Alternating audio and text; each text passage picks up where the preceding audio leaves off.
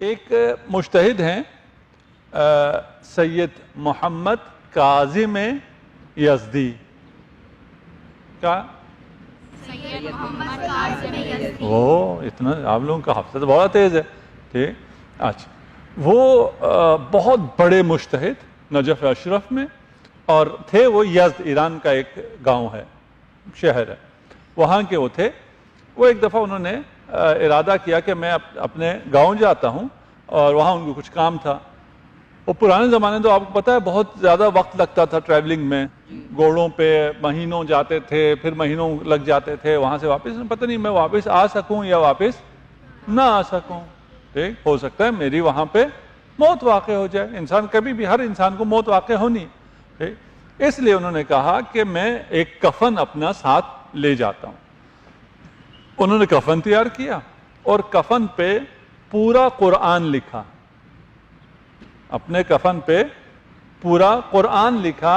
وہ بھی کہاں بیٹھ کے لکھا؟ حرم امیر المؤمنین نجف اشرف. کوئی گیا آپ میں سے نجف؟ ماشاء اللہ صاحب، بڑے اچھے لوگ بیٹھے ہیں، بڑے زائر بیٹھے ہیں یہاں پہ. ماشاء اللہ ماشاء اللہ. خدا آپ سب کو دوبارہ زیارت نصیب فرمائے، اور جو لوگ دیکھ رہے ہیں بچے اس پروگرام کو، ان کو بھی خدا سب عتبات عالیات کی، نجف اور کربلا کی زیارت نصیب فرمائے. آمین اونچا بولے نا پھر.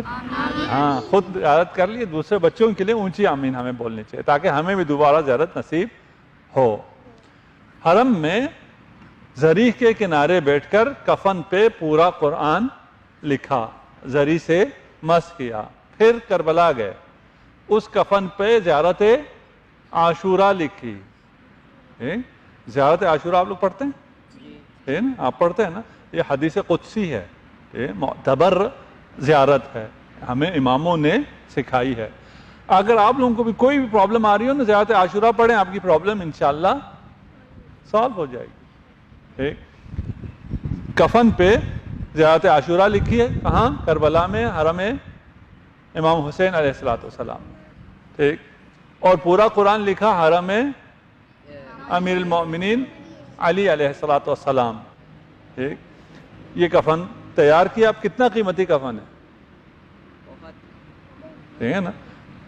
ٹھیک. بہت قیمتی اور طاقتور. وہ اپنا کفن لے کے یزد پہنچے. یزد انہوں نے خواب میں، پہلی رات جب سوئے تو خواب میں دیکھا، اور امام اس خواب میں تشریف لائے، اور امام نے فرمایا کہ سید محمد اپنا جو کفن لے کے آئے ہو وہ لے جا کر کریم اسود کو دے دو. کریم اسود کو لے جا کے کفن دے دو. کی آنکھ کھلتی ہے. میں تو کسی کریم اسود کو نہیں جانتا. کفن بھی میں اپنے لیے لایا ہوں. میں لے جا کے کفن کریم اسود کو دوں. مجھے تو پتہ نہیں. وہ دوبارہ سو گئے. اگلی رات پھر خواب آئے. سید محمد تم سے کہا تھا یہ کفن کس کو دینا ہے؟ کریم اسود کو دینا ہے. وہ اٹھے، انہوں نے لوگوں سے پوچھا کوئی کریم اسود کو جانتا ہے؟ نہیں، ہم کسی کریم کو نہیں جانتے. ایک دو کریم ہیں لیکن کریم اسود کوئی نہیں ہے. انہوں نے پھر تلاش کیا. رات کو پھر آ کے سو گئے. اگلے دن رات پھر خواب میں امام تشریف لاتے ہیں کہ ہم نے تمہیں حکم دیا تھا کہ یہ کفن تم نے کریم اسود کو دینا ہے. وہ خواب سے، نیند سے بیدار ہو جاتے ہیں. اب جب امام کا حکم ہے، پہلے تو صبح کا انتظار کرتے تھے نا، صبح ہو جات کے بازار میں، مارکیٹ میں، محلے میں لوگوں سے پوچھتے تھے کہ کوئی کریم اسود کو جانتا ہے. انہوں نے کہا اب تو میں گھر نہیں رہ سکتا. انہوں نے کفن اپنے بغل میں دبایا اور رات کو نکل پڑے. اس زمانے میں راتوں میں آج کل کی طرح تو نہیں ہوتی نا، اسٹریٹ لائٹس ہوں اور آپ کے کیفے کھلے ہوئے ہوں، فاسٹ فوڈ چل رہے ہوں، فوڈ اسٹریٹ چل رہی ہو. ایسا تو کچھ نہیں ہوتا تھا. وہ تو ٹھپ اندھیرا، کوئی بھی نہیں، سب سوئے میں. اور انہیں سمجھ میں نہیں آ رہا تھا کہ میں کریم اسود کو رات کی اس تاریکی میں کدھر ڈھونڈنے کے لیے کہاں جا رہا ہوں. پتہ نہیں کہاں جا رہا ہوں، لیکن جا رہا ہوں. ٹھیک. اچانک ان کے ذہن میں خیال آیا کہ جہاں یہ مردوں کو دھوتے ہیں، آپ لوگوں نے کبھی نہیں دیکھا ہوگا. ٹھیک.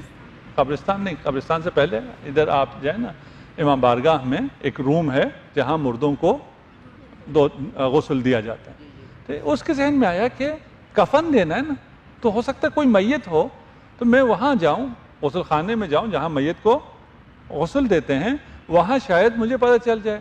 ٹھیک، وہاں گئے تو سارا شہر اندھیرے میں ہے، اس کی لائٹ جل رہی ہے. وہاں جب لائٹ دیکھی تو وہ پریشان ہوئے. انہوں نے کہا اچھا. وہاں جا کے انہوں نے ناک کیا دروازہ، ٹھیک، اور ناک کر کے کہا السلام علیکم. اندر سے کیا جواب آیا؟ وعلیکم السلام سید محمد، کفن کہاں ہے لے آؤ. ہے یہ تو میرا نام بھی جانتا ہے، اس کو یہ بھی پتا ہے کہ میں کفن بھی لے کے آیا ہوں. ٹھیک، ایک جوان باہر نکلا، اس نے کہا سید محمد کفن دے دو. آپ کون ہیں؟ آپ میرا نام کیسے جانتے ہیں؟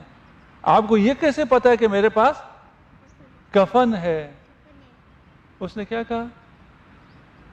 اس نے کہا جس نے تجھے کفن کے ساتھ یہاں بھیجا ہے اس نے مجھے یہ میت کو غسل دینے کے لیے یہاں بھیجا ہے.